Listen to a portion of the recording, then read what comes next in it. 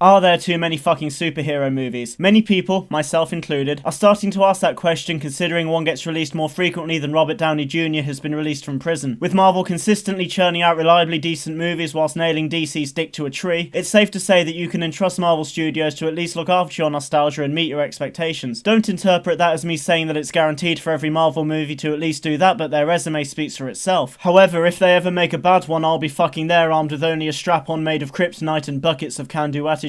Anyway, Dr. Stephen Strange, a celebrated neurosurgeon, has a huge fuck-off car accident that prevents him from performing future surgeries. Desperate to get his life back, he attempts to repair his damaged and shaky hands through experimental and unorthodox surgeries, but with no success. After hearing about a paraplegic who was suddenly able to walk again, Strange seeks him out and is directed to the Camotage, a community of sorcerers led by the Ancient One who protect an unaware humanity from any threats from other dimensions. Decide to take Strange under their wing, and during his training ends up caught in a war between them and Caecilius, a former pupil of the Ancient One turned evil. He and his zealots steal some scripts from the Camotage and intend to use them to summon Dormammu of the Dark Dimension to Earth because movie, and it's up to the Camotage and Doctor Strange to stop them because movie. At this point in time, Marvel is set in its stride with its live action as DC drags itself through their movies aided only by whatever gliding aid can be provided by their own tears. Doctor Strange doesn't damage Marvel's reputation at all. Cumberbatch brings a well-balanced performance to the title character. The support cast is probably the best we have seen in a Marvel movie to date. It's so good I almost started to give a shit about them, which is unfucking precedented. When I heard that Scott Derrickson was directing the film, naturally I was dubious. The bulk of his work has been in the horror genre, the most notable piece of filmmaking being a flash in the pan that hardly anyone fucking remembers, topped off with a sequel that contributed to the horror genre in the same way that a speeding train contributes to the field of gynecology. But here he has directed and co-written arguably Marvel's best looking film so far. The trippy effects and visuals serve as a gorgeous backdrop for the beautifully simplistic costume design. There are no flashing lights, no metallic chrome and no talking computer embedded in the outfits. These fuckers look like they are wearing what would have been the result of dropping acid and draping themselves in the curtains they hacked to pieces mid-trip. Speaking of costume design, the MVP of the movie is by fucking miles the Cloak of Levitation, which is stored at one of the sanctums maintained by the Camotage. Strange shows up at said sanctum and the cloak decides to aid him in fighting off Caecilius and company. Now don't think this is just a piece of cloth draped over Benedict Cumberbatch to make him look even more like a paedophile. Fuck no, the cloak is very much its own character. It thinks independently, makes decisions and proves to be very useful during combat. I hope that the relationship between Doctor Strange and the cloak is expanded on instead of it being used for occasional comic relief. Will they have a difference of opinions leading to a potential betrayal from one of the parties? Will the cloak try to corrupt Strange and use him as a puppet to pick up where the Dormammu left off? Is the cloak acting undercover for a greater evil, or will Strange come home wasted one evening and try to have sex with it? There's potential here that will hopefully be explored more than your mum's pussy during a caving expedition. Of course there are issues because I'm the type of pessimist that gets off at always trying to find as many negatives in a positive as possible, especially in fucking pregnancy tests. The barrel representing the whole arsehole turned good guy plot has been drained so much over the years that when it comes to Doctor Strange's turn, there was nothing but the flavour of sour jizz spunk for him to suck on. The comedy seemed to be more inaccurately littered on the movie instead of feeling naturally a part of it, but my main gripe with this movie lies within the action. Not the combat itself, but the relationship it has with the environment. Instead of having an engaging magic exclusive battle, which, and don't bother correcting me if I'm wrong, would have been a first for Marvel, they instead decided to fuck that idea off and have them manufacture weapons from out of thin air, and thus begins a typical hand-to-hand combat set piece you've seen 1,000 times before. The idea of abandoning your supernatural powers because you're too busy trying to sword fight with your opponent doesn't make sense to me. It would be like Kylo Ren purposely disabling his lightsaber so he can try to bludgeon the Jedi to death with the handle. So yes, at this point Marvel seems to be unstoppable at making solid movies, but I feel with this one they missed an opportunity to come out of their comfort zone and taken it to the next level, which all companies of this genre need to do, especially with the calendars filling up with superhero movies. Originality will be what's praised the most because it won't be long until they make us feel more deflated than a necrophiliac's ball bag during the Manine festival.